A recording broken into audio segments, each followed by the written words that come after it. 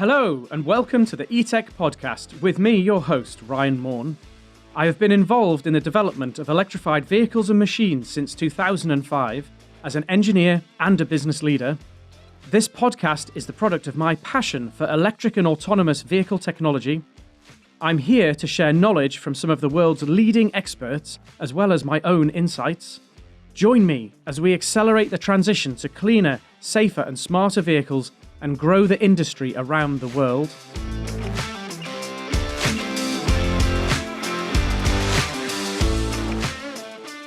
So welcome to today's show. We've got an interesting guest lined up. It's going to be a fantastic discussion with Sam Cockerill from Libertine PLC. Welcome to the show, Sam. Good morning, Ryan. And we're here to talk about all the sort of interesting stuff that you're doing at Libertine and understand a little bit more about your journey and the company's journey and, you know, where you're at right now. So if we could kick off by just understanding a bit more about you and tell us a bit about your background, Sam. Sure. So I'm a mechanical engineer. I started my career making race engines at Cosworth. I spent a bit of time working in Cambridge for a company called the Technology Partnership, a consumer and industrial product engineering consultancy. I then sort of switched tracks a little bit and went to work for a strategy consulting firm, Bain & Company, in London, and sort of bracketed by two stints at Bain. I was also general manager in my family firm, which is a potato packing, transporting and processing business, which is a little bit of a departure, but surprisingly relevant for what comes next.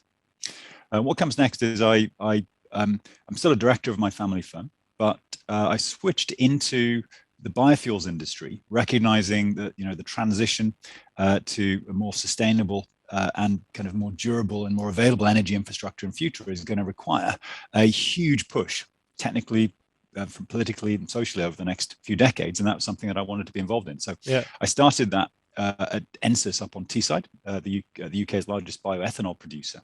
And it was whilst I was working for NSYS that I realized that this future world in which we'll have a huge amount of additional renewable resource to go at and a huge diversity of renewable fuels, it's going to require something new in terms of power converter, power generator technologies, because molecules like ethanol, they really don't play nicely with conventional internal combustion engines, right, that are designed for refinery grade fossil fuels. And so in future, if we want to make better use and clean use of renewable fuels, something else is required. That's something we think is linear generator technology.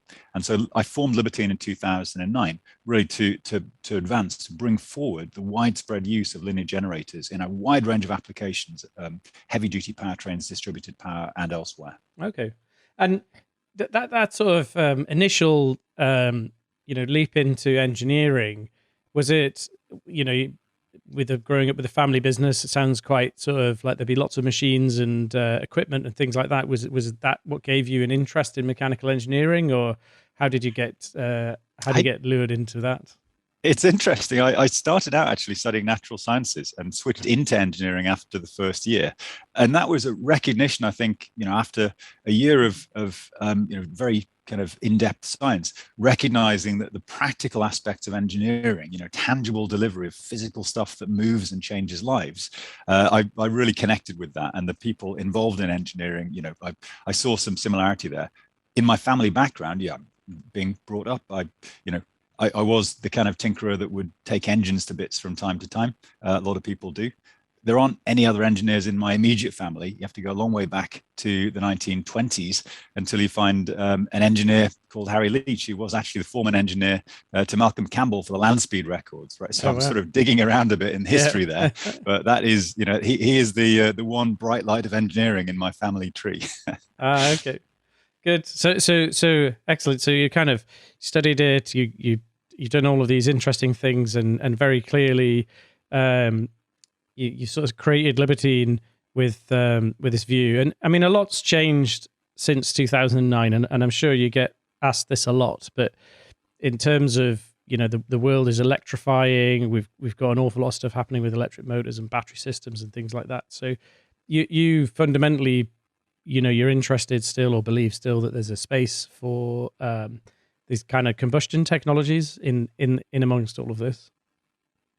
Yeah, absolutely. And more than ever, actually, I think linear generator technology, and whether you describe the what happens inside a linear generator as combustion or a reaction, a non-combustion reaction, I think the process of converting renewable fuels into electrical power, firm power that you can choose when it switches on, when it switches off, that is fundamentally important, not instead of renewable power from wind and solar, but to complement it, because the nature of renewable power from wind and solar is inherently variable. And it's that inherent variability, and plus it's costly to distribute through infrastructure to get it down wires and into a battery. And that cost, the practicality around that, is the reason why clean power from renewable fuels using linear generator technology is a strong complement that will help accelerate battery electrification in all sorts of applications. Of course, if it's possible economically and practically to get electrons from a wind turbine or from a solar panel down wires and into a battery, that is best, no doubt. Right, that is the least cost, the most efficient way of going about things. But it's for the other times and the other situations where that's not economically possible or practical, where firm, clean power from renewable fuels plays a really important complementary role, because we just haven't got the time to wait for that ubiquitous infrastructure and for the scale of electrification through those other technologies to take place. Yeah, the infrastructure side of things is often overlooked in terms of the length of time it's going to take to develop the grid and the grid assets and things like that. You've mentioned, so you've used the term a few times, and it'd be helpful, I think. So a linear generator, like what is a linear generator? What is a linear generator? So a linear generator is a category of technology, a category of power generator, which has the best aspects of fuel cells and conventional internal combustion engines. So in a linear generator, essentially, you have a fuel and air reaction. It could be called a combustion reaction in certain conditions. But rather than that pushing a piston that pushes a connecting rod, that pushes a crankshaft, and all that other mechanical stuff that usually connects a combustion event to the wheels of a vehicle or to electrical machine in a generator, package generator, instead of that mechanical stuff, you have a linear electrical machine and power electronics and controls, essentially able to do exactly the same thing that a crankshaft does, but with the added benefit that now you get to choose. You get to choose the motion profile, the compression ratio, the expansion characteristics, and so on. And that choice is fundamentally important, because different fuels, different operating points, they require different compression ratios. And with a crankshaft, you just can't easily change that, right? So it's the choice of compression ratio that now is a calibration variable, same as fuel, same as ignition, right? The choice of compression ratio in software that can be executed through fast control hardware and through engine calibration, which we're good at, by the way, for all those other things in terms of fuel, ignition, and boost. We can now do that with compression ratio. And that is the fundamental reason why linear generators are way cleaner than conventional engines when it comes to renewable fuels and when it comes to the future applications where linear generators are going to be used alongside battery electrification. Okay, interesting. So, because with a conventional engine, piston, crankshaft, etc., like you say, there's always been this trade-off where the highest efficiency scenario, where you're getting the most complete combustion, tends to take place under very high pressures. So sort of, diesel engines or gasoline direct injection. We basically pushing combustion pressure up and up and up all the time. But that's the trade-off, sort of negative of that, is that under those very high temperatures and pressures is where you get your particulates and your NOx and all the nasty stuff forming. So by going to a linear system, is that it allows you to get around that problem, basically? Is that what you're saying? Yeah, it absolutely does, but for a fairly technical reason. So what you describe is absolutely right. It's the temperature in particular that exists at those very high compression ratios that results in the unwanted combustion of the nitrogen and the oxygen in the air. But the temperature arises for two reasons. Firstly is just the compression, and you need the compression ratio for the efficiency. But secondly, there's a layer of temperature on top of that, which is caused by the flame that flies through the chamber if you have combustion with a flame. So the solution is that marries together the high efficiency from high compression ratio without the NOx that you get from from the flame front is to have a sort of flameless combustion, a very lean, homogeneous charge reaction. And that allows you essentially to have a minimal additional temperature rise on top of the temperature from compression, which then delivers the very high efficiency of these high compression ratios, lean reactions, without the associated NOx. And this has been done. So in the US, for example, there's a company called Mainspring who have commercial product, which is delivering near zero NOx emissions straight out of the reaction chamber, right, that shows this can be done. Now, the downside of that very lean combustion is it's not great for power density because you're not putting so much fuel in with every cycle.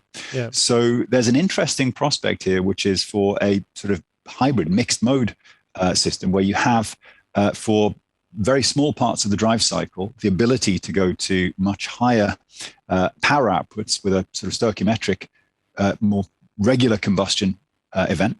But for the balance of the duty cycle, to have that super high efficiency lean combustion that produces very little NOx. And I think the ability to do that in the same device, essentially, is a bit like having a petrol engine and a not even diesel engine, an HCCI engine under the bonnet at the same time. These are the same devices because software allows you to choose compression ratio as an operating point rather than committing to the compression ratio through a crankshaft and connecting rod. Okay. And using these as a generator, then is that an advantage as well in terms of, because in the past, a lot of engine technologies that have showed promise where they've been directly connected to the wheels,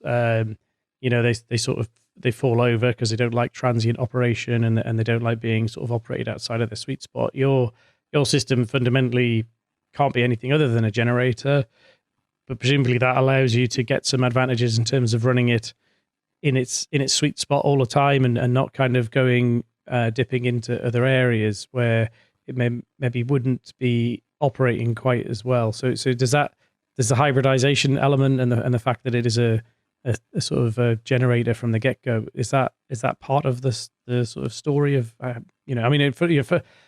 it fundamentally wouldn't work if it wasn't a generator because that's the whole point, but like I don't know. Yeah, it's a really good point. It's not just an attribute of linear generators. This is one of the payoffs of series hybridization, right? And this is really illustrated well in Japan, for example, where Nissan have one of the best-selling vehicles in Japan, the powertrain, the e-Power powertrain, which is a series hybrid powertrain. Doesn't plug in, it just has a really small battery and about a 60 kilowatt conventional internal combustion engine. I say conventional, it's really finely optimized around doing its one job really well, which is just to produce 60 kilowatts of power whenever the powertrain control unit says so.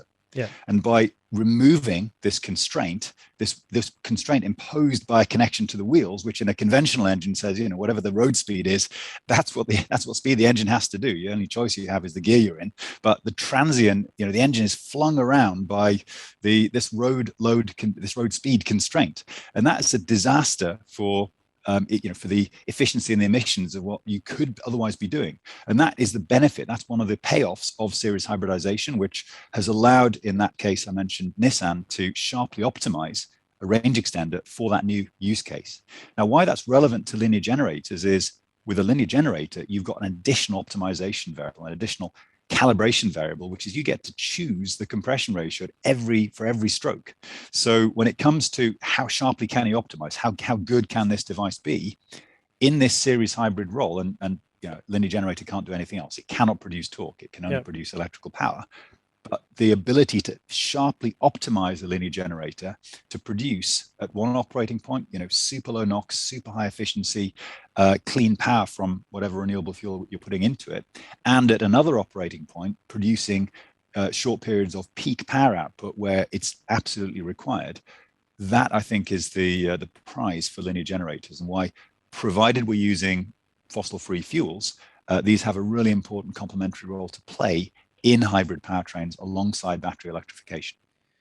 So would you see these being deployed in kind of mobile, applications in vehicles, or more kind of stationary power? What's your kind of target market that you're really going for? I think both applications have merit, right? I think it really depends on where this direct electrification path, wind turbines and solar panels through the grid into the battery to the wheels, where that's not economically viable or practical. So there are use cases, for example, in off-highway applications, construction, mining, forestry, agriculture, where you're just a long way from the grid and it's not going to work if you're relying just on battery electrification. There are other cases where, for different reasons, parts of really high growth parts of Asia, in India, for example, where battery electrification alone doesn't work so well economically and practically because the grid power is largely from coal. And there are other situations as well where that applies. Distributed static power generation, of course, that's a really important use case. And in fact, the company I mentioned in the US, Mainspring, that is their principal target use case because the economic benefits there are just manifest. Yeah. Okay. Interesting. So if we kind of roll back a little bit, so you set the company up in 2009. You said, how did it start? Was it a discussion down the pub, or where did that seed of an idea come from?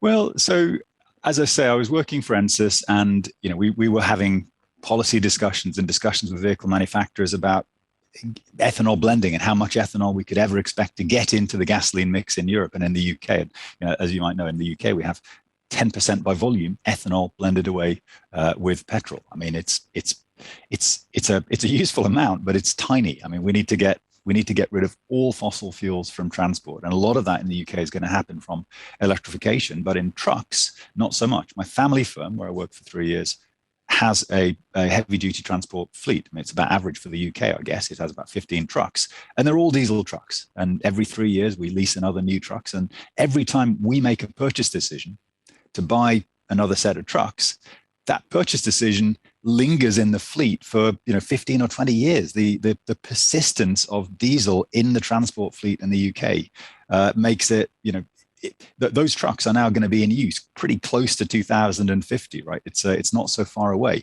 Yeah. So we really have to get on the case with decarbonizing heavy duty powertrains for operators like my family firm. And so we could be using electric trucks, but we couldn't use them economically because of the impact of the battery and charging constraints on payload and productivity of the vehicles. It just doesn't work for general 6-axle, 44-ton gross haulage in the UK or anywhere. Just the mechanics of that means it's impossible to make that work economically. A hybrid truck using some battery for much of the daily use, but using an onboard power generator for the rest, that would work. That would work for us economically. Yep. And what we're trying to do at Libertine is to help realize that kind of powertrain for companies like my family firm in the course of the next decade. So the seed of the idea when I was at Ensys came from this frustration at the lack of sort of ambition and the lack of pace using renewable fuels that we have and which we'll continue to have in increasing quantities and in an increasing diversity, not just ethanol, but methanol made synthesized from wind, green hydrogen, biogas, syngas. There's a really broad church of renewable fuels that will play a role in a future net zero grid. And we've got to make sure that we can use them to best effect because they are scarce and precious. And, it's going to be more expensive to generate power from renewable fuels than just to generate power when possible directly from wind and solar. So we've got to make sure that the power generators are fit for purpose. Now, a linear generator is a great way of doing that, but people have been trying for some time. And, to date, there is a company, as I mentioned, in the US that have a commercial product, but almost none, there's almost nothing aside from that. And the reason is the piston motion control and the conversion of electrical power from the electrical machine into, onto the bus of the vehicle. That hasn't been possible with available technologies until relatively recently, when advances in power electronics and advances in kind of control hardware have sort of joined together with advances in electrical machine design and simulation. And in combination, this now allows this whole connected set of technologies to deliver piston motion control as if there was a crankshaft. And that fundamentally is what Libertine is doing, what Libertine is delivering through our technology platform. So I'm gonna kind of go back a few steps on that. So the in terms of the truck, like battery electric vehicles and that kind of that sort of story. I think what you're saying there, obviously in the market, there's lots of people that have have recognized that, and I think there's going to be some debate, right, in terms of battery electric trucks kind of can do some stuff but not other stuff. But then the conventional solution, so what most people are thinking of in terms of the line of sight is, well, in the other stuff, I'm going to implement a fuel cell system. So you've got, most of the big truck companies working on fuel cell electric variants for the longer distance.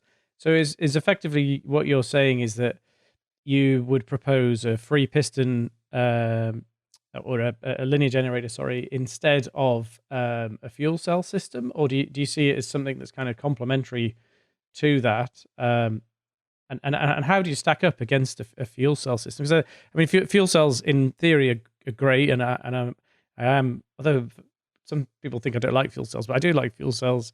They're quite complicated to make work properly, and they can be quite hard to keep going reliably for the right sort of time.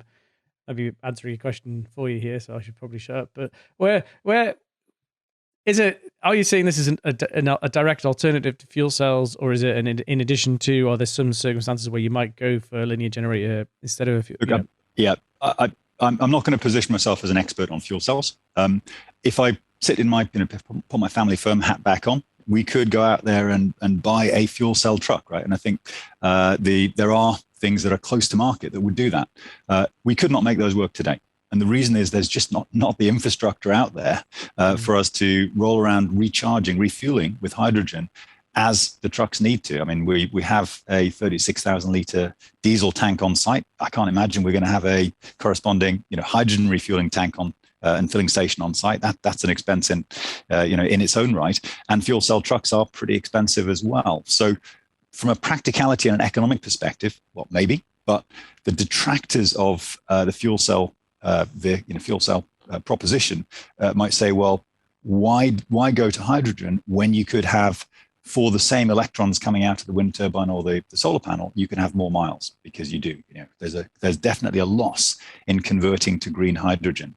Now, you might say, well, you can make hydrogen when there's not the demand for all of that. If you have a supply and demand thing, maybe there's a balancing role there. But the challenge is there will be times where it's just better, it's practical, it's more economic to use direct battery electrification. And the fundamental challenge with a fuel cell as a powertrain proposition, I think, is they are really expensive. So it's either or, right? There are no examples of a truck that has, half a megawatt hour of battery capacity and a little fuel cell, right? That might be quite interesting, because then you'd be able to do, a couple hundred miles on battery and then use the fuel cell to keep sort of managing the range and managing the availability. But to my knowledge, there are no propositions that go down that route, because the battery is pretty expensive and the fuel cell is really expensive. And you put those two things together, the economics then start to get challenged just by the capital cost. Yeah. Now, with a linear generator, if you can get something like the fuel cell's efficiency, but something like the conventional IC engines cost point and durability, that series hybrid solution now looks practical, right? And that's a benefit, because the cost of the truck is less to the operator.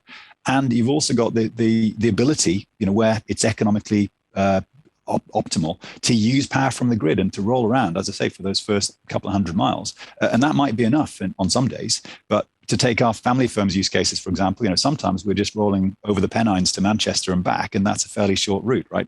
Sometimes we're going down to Cornwall for early potatoes. Sometimes we're going up to Scotland for seed potatoes. There's a lot of driving. And typically at the end of both of those legs, the driver is taking their driver's hours break on a farm site, miles from any prospect of three-phase power or fast charging infrastructure. So, battery electrification, not sure. Yeah. Okay. So there's effectively you are saying that again, it's an infrastructure thing where, because interestingly, actually, a lot of the argument for fuel cells is it's an easier infrastructure deployment to put down a fuel cell system. And I've made this argument myself that, if you want to do a battery electric fleet of 300 trucks, it's quite difficult if they're all operating out of the same depot because of the grid infrastructure that you're going to need. So in that situation, fuel cells make sense, because you don't have to do all the grid upgrades and stuff. But actually, you're kind of really taking that argument a step further again and saying, look, if you used linear generator technology, you would be able to have an even lower cost, faster infrastructure deployment, and more flexibility in terms of the fuel that you use, and you could get going with that. Is that basically, in a nutshell, that's it? And it's cheaper than fuel cells. I think so, but again, I don't position myself as a fuel cell expert, and also I don't subscribe to the idea that we're going to have this sort of great big gladiatorial contest between all these different technologies, and then one shiny technology is going to emerge as the winner. And I think sometimes we're conditioned to think in that way, in that sort of the classic Betamax versus VHS. Nobody wants to be the one that picks the wrong technology, but in practice, the manufacturers that we're talking to and the manufacturers we're working with recognize the future is going to involve a portfolio of technologies. And the reason that there's a portfolio of technologies is that there is a diversity of need. The need marries together, the energy resources, which are distributed and variable, and the energy services, which are all over the place, right? And connecting those together with just one magic silver bullet, that seems unlikely, right? That's a pretty high burden of proof if someone's going to say, my technology works and is the only technology that's required. I don't buy that. And so are you able to, with a linear generator, can you give some flexibility in terms of the fuel used? I dare say it hardly, but can you run on diesel? We could. We've done. We've done combustion testing with our partner Marla Powertrain, and we deliberately used hydrous bioethanol in that case, in part because it's a fairly tricky fuel to use. It's a renewable fuel. It's fairly tricky. It has a really high heat of vaporization, but it's not a fossil fuel, right? So this would have, optically, that's just a good place to start.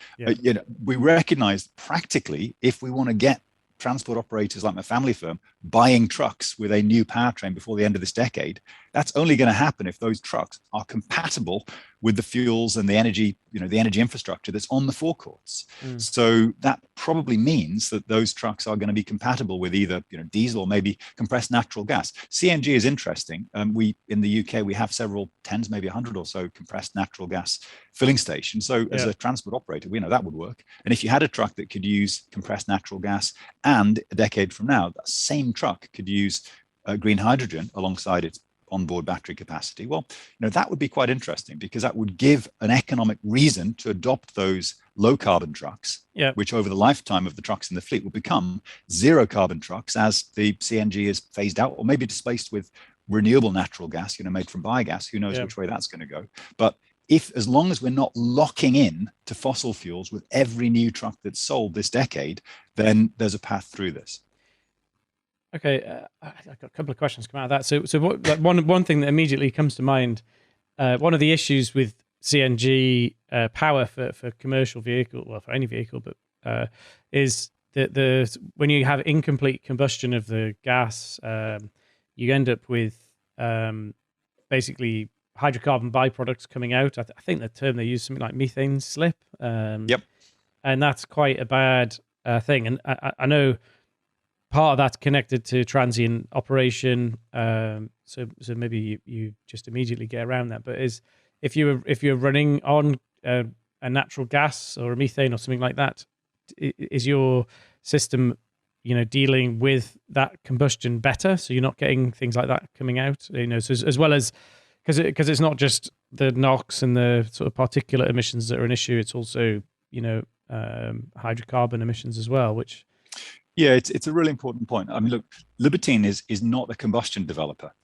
We make our linear electrical machine and control platform, and we put this into the hands of really capable combustion developers, companies like Marla Powertrain, for example, who set to work making sure that if we're running off CNG, that can be done cleanly with little to no methane slip, right? And similarly, very much focused on NOx emissions and combustion efficiency. So as a company, what we're trying to do is to provide the best possible means to combustion developers and combustion product developers, or linear generators, whether you call it combustion or not. We want to make that journey to product as effective as possible, as fast, as low risk as possible, because we've provided this starting point, this foundation of you get piston motion control and you can do it as if the crankshaft was there, but now this is a calibration variable. That's the starting point. So in the hands of capable combustion and combustion engine product developers, the OEMs out there, we think that's a really compelling way to get into this new category of linear generators fast. Right. Okay. So when you set the business up, it must have been quite difficult. There's sort of coming along. You've got what's quite a radically different concept for, well, in lots of ways. A linear generator is they're not new as such, but they're also not commonplace. Not particularly well understood. That there aren't lots of examples in industry of linear generators. So a good linear generator as a thing is required. Plus the engine end of it. You've got very different engine concepts in terms of how you're actually managing that. What was it like to try and launch that?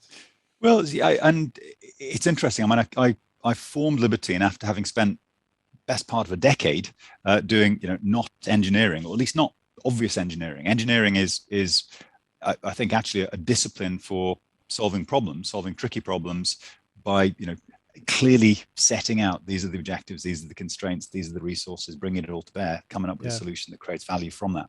Now, you can do that whether or not you're making bits of metal and products. You can do that in all sorts of industries, and this is why engineers and engineering is so valuable, not just in manufacturing and product design, but in all other walks of life. Linear generators. So I when I formed Libertine, I actually reached out to someone I worked with at Cosworth, Ed Haynes, who at the time was working with Williams, and Ed essentially was the kind of the more seasoned engineering head who gave credibility to this idea that we could do this. Right. And the reason it's tricky, the reason linear generators are tricky, is it combines a whole bunch of engineering and physical disciplines as mechanical engineering, electrical, magnetics, thermal, control hardware, control software, and no one person is a deep expert across all of those. So the challenge and the trick, if you like, is to bring together those sector experts, but to make sure that the people you have on board also have some visibility of how it all connects together. Because in the past, where linear generator development is typically tripped up is where you've had discrete, really good solutions, which chuck them all together, the system stability and the system performance really doesn't fly. And I think one of the things that Libertine has set out to do well is that level of system integration, that level of system optimization, focused on what the end product, the end user requirements and objectives are, right? So for a truck operator, you want the truck to be able to run profitably through the day. In distributed power generation, you need the best levelized cost of energy. And those have slightly different engineering solutions, which flow right the way through the choices you make so far as your mechanical, electrical, magnetic, thermal, and control engineering development processes go. So what we've tried to do is to sort of spread ourselves, not too thinly, but to spread ourselves from end to end across that kind of problem space, and to bring in the depth and the quality of the detail engineering, the very specific sector expertise that we need to bridge that whole gap. And did you find, because in 2009, people were struggling even with the concept of a hybrid or an electric vehicle, it's sort of early days of the industry, full stop. Did you find people were receptive to this sort of new idea? You went to talk to an OEM or, a tier one or sort of company like Marlin, where they kind of, oh, that's a great idea. Why didn't we think of that one before? Or did you get a few kind of scratching your heads? Or I actually remember, and I do tell this story, I remember getting thrown out of an OEM once for I was trying to convince them basically they should be looking at electrification in their products and how it would make their products more efficient, and talking about the future and more sort of future proof, and and basically the chief engineer of that particular OEM was sort of, no, not interested, it's going to make it more expensive, we're only interested in getting cost out, see you later, and that was it. So back, and that was probably around the 2009 time, actually. And I think that the sort of things I was talking about were, I don't know, in some ways easier to swallow concepts, but in other ways, maybe the fact that you were proposing a different sort of engine, how was it received, basically? I would divide the last decade in a bit. Libertine's almost 13 years old now, and I'd divide that period into two. In the first half of that period, if you cast your mind back, electric vehicles were still in their infancy, and there was kind of uncertainty amongst manufacturers about whether the future was going to be pure electric powertrains everywhere or something else. Wind and solar hadn't dropped to the cost that they're now at. There's uncertainty about how fast and what the pace of decarbonisation on the grid might look like. So I think at that stage, there was a sort of genuine and sincere hunt on for alternative powertrain technologies, better, more efficient engine technologies, and so on. And we see manufacturers and universities joining that hunt. We see, in Germany, linear generator development, same as in the US, same as in, in all sorts of places, in all sorts of all continents. Linear generator development was a feature. Yeah. After about 2014-15, that really started to coalesce, and the passenger automotive market has been hugely disrupted by Tesla and by the response to Tesla. And I think that's changed people's perceptions of the art of the possible, how fast things can change, and about the kind of the certainty that for passenger automotive, things are, in the UK at least, moving sort of inexorably towards full battery electrification. Yeah. And I think with that realization, the appetite for automotive OEMs to contemplate series hybridization, different alternative onboard thermal power generation technologies, that's really waned. So we've definitely kind of reflected on that, which is why we're focused just on those use cases, just on those applications where there is a genuine and persistent need for thermal power generation to complement battery electrification, rather than those cases like passenger automotive applications where in many markets, the understood path, the expected path, is going to be towards an increasing share and maybe a full share of battery electrification in due course.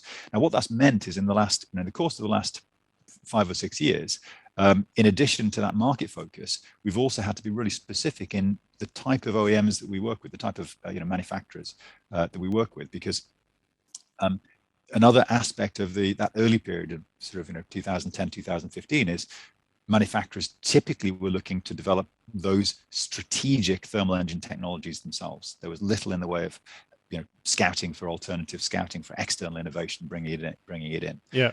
Now I think we see an increasing appetite amongst OEMs to deliberately go out and scout for technologies that will play a role in this portfolio of technologies for heavy-duty powertrains and distributed power generation in future. So for us at Libertine, we deliberately look for OEMs to have that mindset, the portfolio technology approach, and a structured approach to how they stage gate and filter technologies into that internal product development track. Okay, yeah, interesting. So, so there was, you've managed to get some commercial traction in that. There are OEMs that you're working with, or people that are looking at this technology fairly seriously for applications. Is what you've sort of touched on commercial vehicles and trucks a bit. Are there other applications? So, one that's sort of been talked about to me quite a bit. It's been kind of refrigerated transport containers and things like that, and those sort of smaller auxiliary engines. Is what's the scope of the applications that you're dealing with in that side? Yeah, it's a good point. I mean, those TRUs, as they're called, the transport refrigeration units, are these foul little dirty diesel engines that sit on the back of refrigerated box fans. We have a couple of them in our own fleet in my family firm.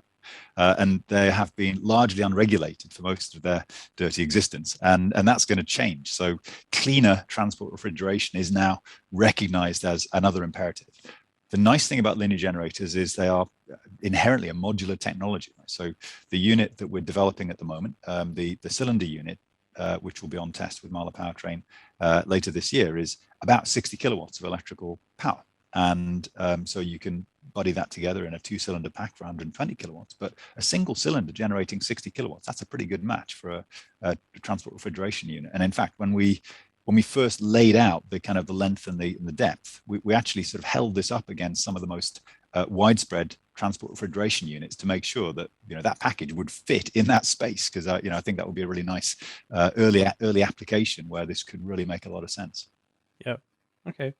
Yeah, interesting. And in terms of the other bits of your technology, I mentioned before, the sort of linear electric machines is not that's a really interesting space in itself for sort of actuation purposes and other kind of control purposes. Is that an area of the business that you kind of play with, or is it really just full systems that you're looking at? Well, yeah. So we've developed a platform. We've cut our teeth developing electrical machines and controls for a wide range of applications. So initially we were doing university projects where the platform was used for waste heat recovery in something called an organic Rankine cycle. For some technical reasons, a piston expander works really well there, and being able to control piston motion is very valuable in the same way as it is in an internal combustion engine. Yeah. We've also put our technology into a hydrogen compressor. So we do some work with Southwest Research in the US. And in hydrogen compression, in fact, in any gas compression, the ability to change the speed of the translator of the mover, the piston, as it's going through the compression stroke and then through the suction stroke, that's really valuable because all the losses in the compression process happen in a certain part of the cycle, and you can dial those losses down if you can control the speed in those parts of the cycle. We've also done work with Anthony Best Dynamics. So Anthony Best Dynamics make automotive test systems, and we worked with them in 2016, I think, until 2018, helping them to create a really sort of high dynamic test actuator so that vehicle manufacturers could sort of buzz vehicle subsystems, a quarter vehicle, they could buzz it as if it was driving around the track in Millbrook. And by doing that, you can validate your noise and vibration models so that you can have greater confidence that your vehicle will have a really refined driving experience in a quiet cabin before you've got through all of the rest of the tooling. Because unless you can emulate that road buzz, you have to just wait until you've got the whole vehicle before you can validate your models, and that's not really great, because it means that correcting anything at that stage is really expensive. So Anthony Best Dynamics we worked with for a couple of years, and we then licensed our technology to them to help them do exactly that. Now that process, and that's cast around a bit because we've done Rankine cycles and hydrogen compressors and high dynamic actuators, but what they all have in common is a high performance, high amount of force per unit moving mass, high performance electrical machine, plus power electronics and motion control. So it's through that we've developed the sort of the language and this conceptual process of dividing up the platform into each of the elements, so we can tackle each of these physical engineering problems: mechanical, electrical, magnetic, thermal, control, and so on.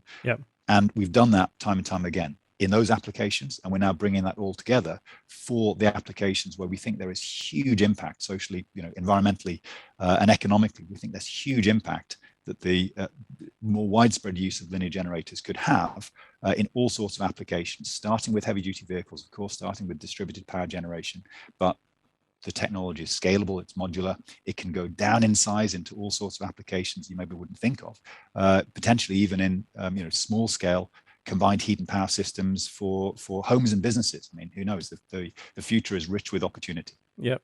Probably a side question, maybe a distraction from the main topic, but one big area that is sort of problematic is in sort of linear actuation and particularly hydraulic actuation of systems. So looking at off-highway machinery, the predominant sort of method of moving the limbs and implements around an off-highway machine is hydraulic, and that hydraulic cylinders moved by hydraulic pumps and things, and those systems are pretty good, but then that causes you some issues when you're trying to electrify those machines and things like that. Do you think that your technology could potentially replace hydraulic actuators in some applications? That's not a target for us. I mean, there is some interesting work at Sheffield University that's been looking at a certain type of linear actuator that can match the force density of hydraulics. But I think a related benefit with series hybridization using linear generators in those sorts of off-highway applications, agriculture in particular, is you can greatly simplify the kind of the powertrain and the power offtake systems. Because if we look at, my family firm also has a farming operation. You look around it, typical tractor, and you've got electrical power offtake, you've got hydraulic power offtake, you've got mechanical PTO shaft. There's just all of this stuff. This is just the back end of a tractor is really messy. It's bristling with all of these different types of interface because different implements require different things. If you have a series hybrid tractor that just has a 800 volt DC bus. There's a lot you can do with that, and it goes further. So when you look at the sort of weird sprayers that are rolling around fields at certain times of year, they need a lot of ground clearance so they don't kind of touch and impact the crop. So typically they get that ground clearance by having these hydraulic wheel motors, and then that means that the wheels. The chassis and everything else sits a long way above the wheels. You could do better than hydraulic systems there because they're really inefficient, and you can achieve the same thing with electrification. So I think the future in agriculture could be really exciting, especially as we start to see agriculture equipment become more autonomous, which allows it to shrink in scale because you don't have the cost of a driver. And in future, who knows, we might see swarms of agricultural vehicles about the size of a quad bike, powered by linear generators running off biogas or biomethanol or something else produced from agricultural wastes and residues. And that's really exciting because then we can genuinely see a path to agriculture also becoming fossil free, entirely renewable, powered using clean power from renewable fuels. And I like that kind of concept. One thing I missed this question earlier actually again, so it's more on topic than the linear actuator bit. But you mentioned almost no emissions. Are you having to use sort of after treatment on the engines, or is it at the point where you really actually don't require after treatment? I know you're probably not in the power range, but how do you stand from that point of view? What's the need for after treatment or not? Well, as I say, we're not combustion developers, so we're providing the platform to combustion developers like Marla Powertrain, who will be focused very much on nitrous oxide emissions, for example. Now, whether a linear generator requires in the field after treatment to bring down NOx emissions or other emissions to meet future regulation requirements, Euro 7, I think, will be soon upon us.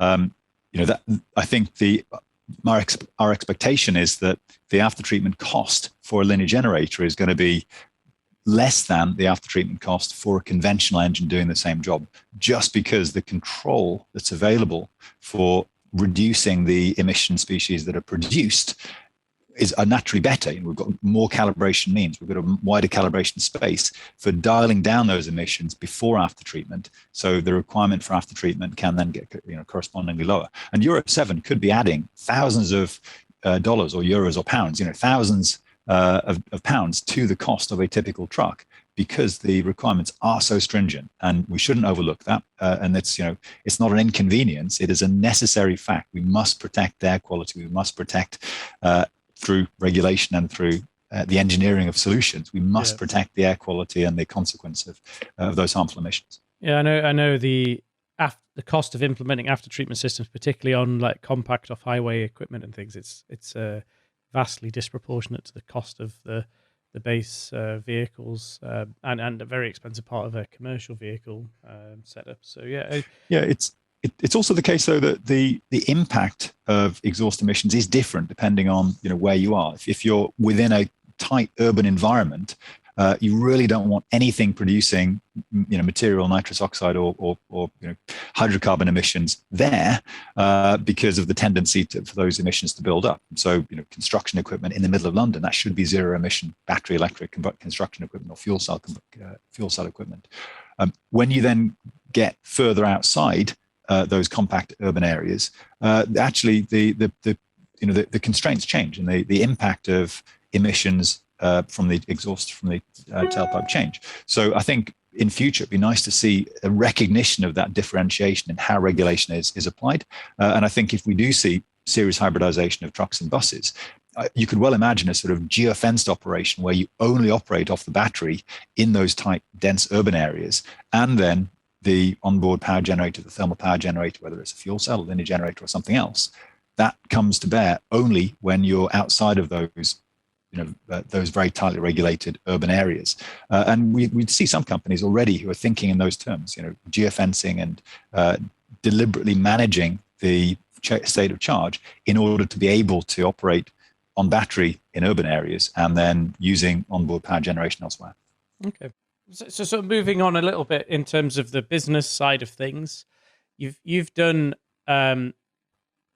quite a special thing in terms of you set the company up, you grew it, as an SME, with investment, with private investment, things like that. But then you've floated the company on the AIM stock market, which for a tech business is, it's quite a hard thing to do, particularly where you're in the development phase and you're investing in R&D and things like that. So can you just tell us a little bit about what the motivation behind the listing was, and what that process was like, and what has changed in the business?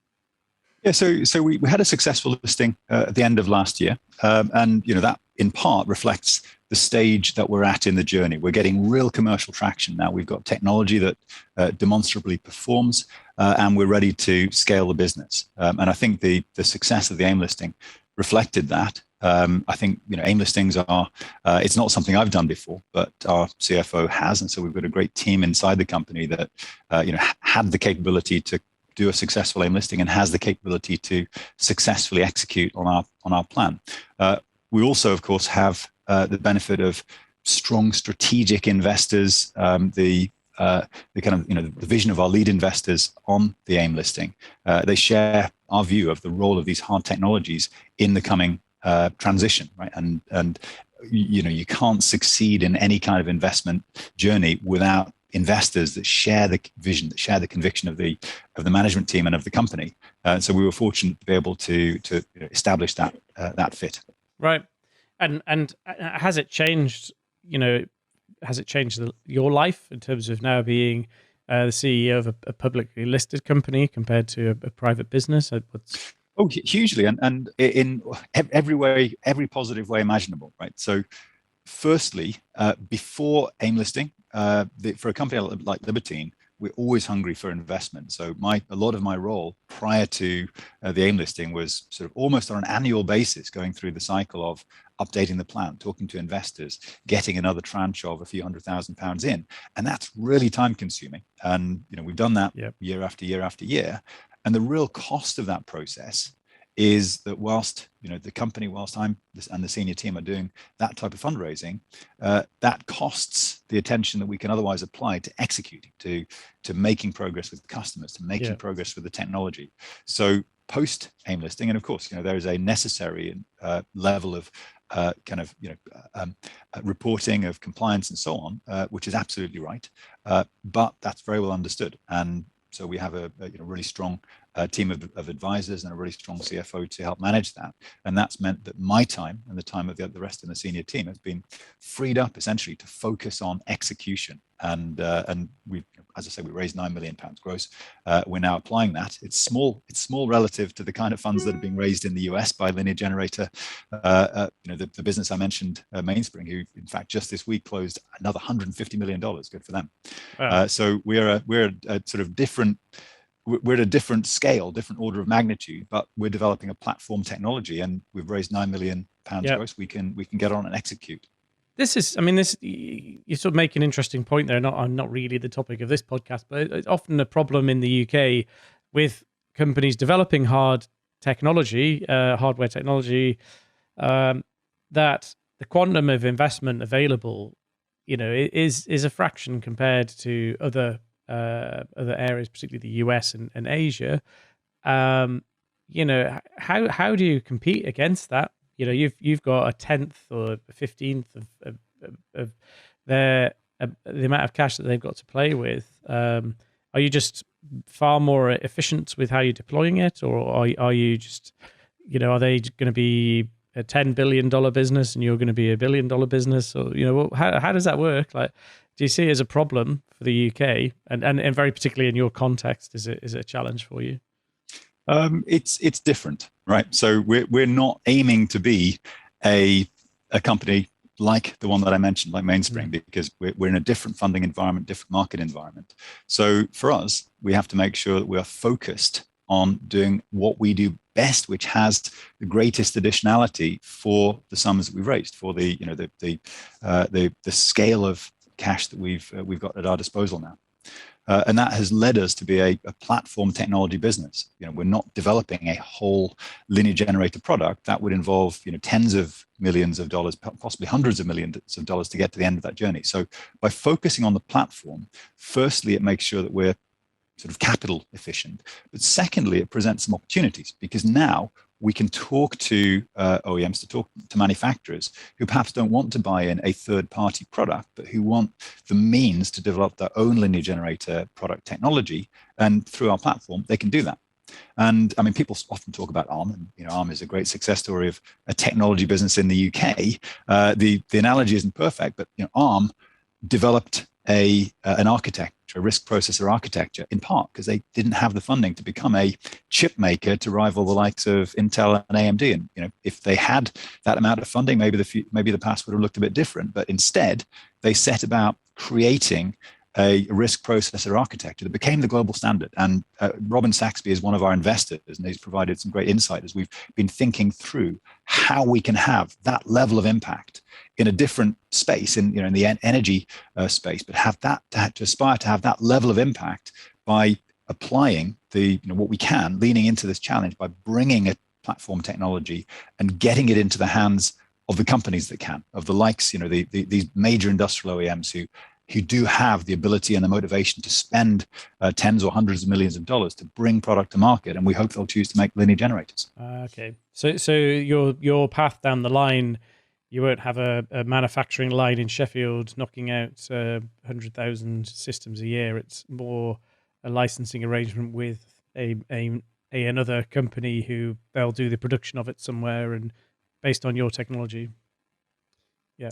I mean, ultimately, to get into high volume manufacturing, I think the licensing model is a good approach, because it allows our customers to work out where in the world is the right place to put the hundreds of thousands or millions of units per annum, and the supply chains for that. I think so far as the lower volume applications, to make one off or 10 off or maybe even 100 off, we have that in our within our grasp, just under the roof we have in Sheffield. Bridging between those two extremes, that I think is going to be an interesting focus for us and for our customers over the next few years. And who knows? I mean, that there are all sorts of different ways that could work out.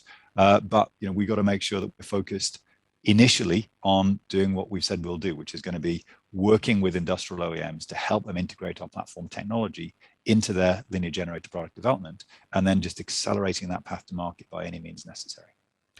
And the question that I so want to ask you, but I know you're just gonna, I can guess, when might we see your products out in the field, sort of commercialized? Anything coming in terms of big announcements?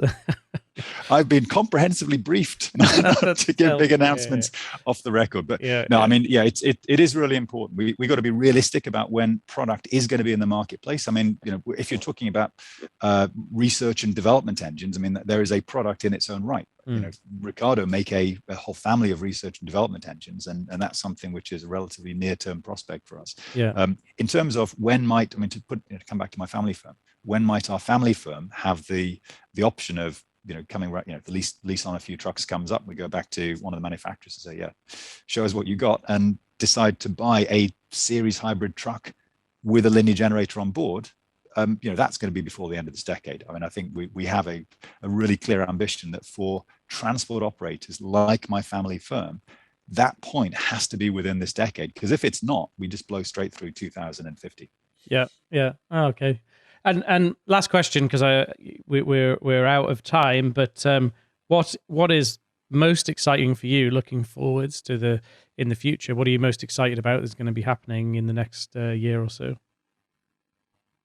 There's loads of things, right? I mean, we've been fortunate in getting our AIM listing done at the end of last year. We're now, we've got our heads down, we're executing, we're getting everything done that we said we would do.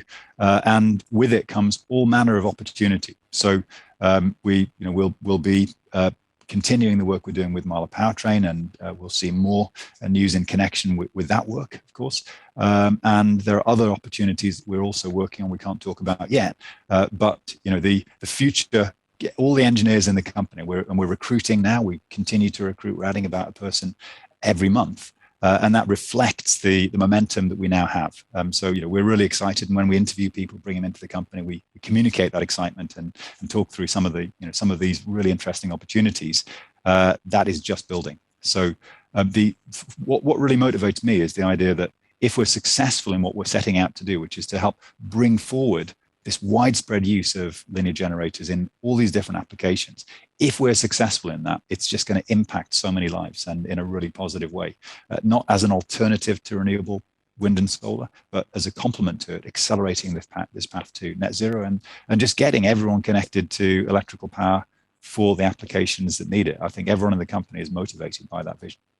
Brilliant. Well, it's been really interesting talking to you, Sam, and I mean, it's something that I didn't know much about at all, so we probably could have continued all day dipping into the engineering and the technology side. I think really interesting to hear about something different too, and obviously you said complementary to battery electric and fuel cells. So thank you very much for taking the time out to talk to me today, and I really do wish you all the best for the future. Great stuff, Ryan. Thanks very much. Thank you.